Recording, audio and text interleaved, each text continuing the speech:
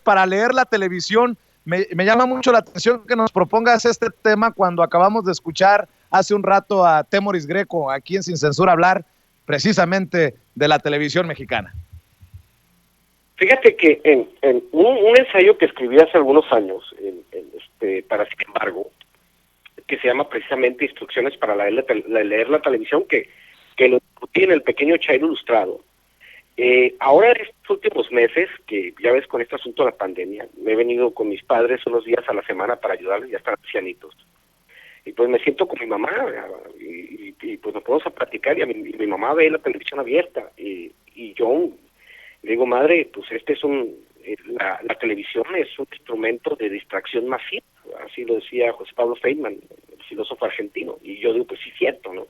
La caja idiota que te va contando una historia totalmente distorsionada. De hecho, una vez nos sentamos ella y yo y nos pusimos a ver la televisión y me puse a contar en el noticiero de TV Azteca las noticias negativas, para que se una idea el público de Sin Censura de cómo funciona esta máquina de distracción masiva.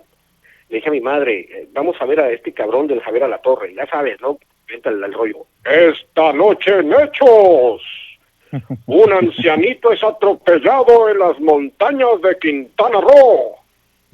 Choque en la autopista de Sonora. 2 niños se cayeron a un pozo en la montaña de Guerrero y te avientan así como 200 noticias negativas. Y yo las empecé a contar. Conté 15 noticias negativas en el noticiero de la noche de este cabrón. Y después dice, pero no todo es trágico en México. Jojutla del Río es nominado Pueblo Mágico. Y yo veo a mi mamá y le digo, ¿ya ves? Este es el punto de todo. Venden esta idea del entretenimiento para pendejos. Y el más grande evasor de todos los mexicanos en este momento, otro de los villanos favoritos, aparte de Claudio X González, don Ricardo Salinas Pliego, que nos debe un poquito más de 40,000 millones de pesos porque nunca ha pagado impuestos el cabrón, pues utiliza, ¿no?, esta máquina de distracción masiva para enseñar, ¿no?, al mundo que todo está totalmente distorsionado. De hecho, estaba repasando yo, y yo se lo recomiendo al público, porque pues antes de hablar de este tipo de temas hay que hablar de los libros que utilizo yo para construir una opinión. Yo les recomiendo mucho el libro de Terrorismo Mediático del periodista Carlos Facio, que es un librazo. Les recomiendo a El Homo Vides de Giovanni Sartori.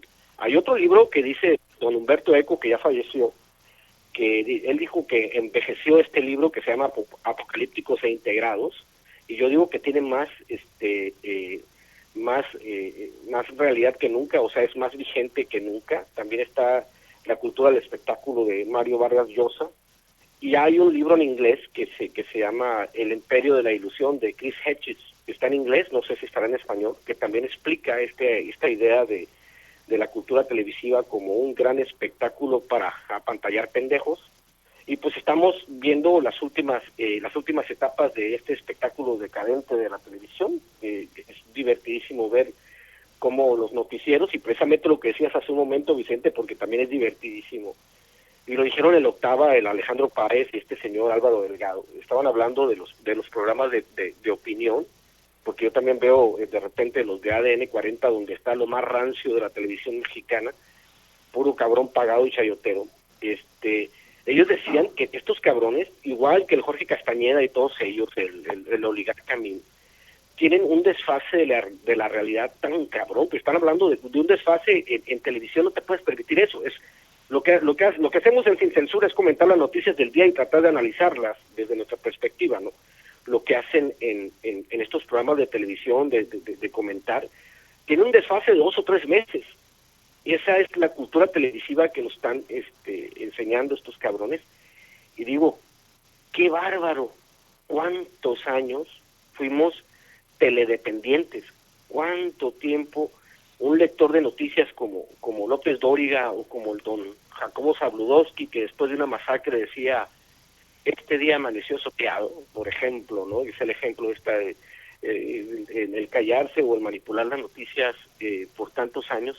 Y digo yo, qué agradable saber que estamos despertando por fin, aunque todavía es un proceso largo, de esta cultura televisiva que tanto daño nos ha hecho.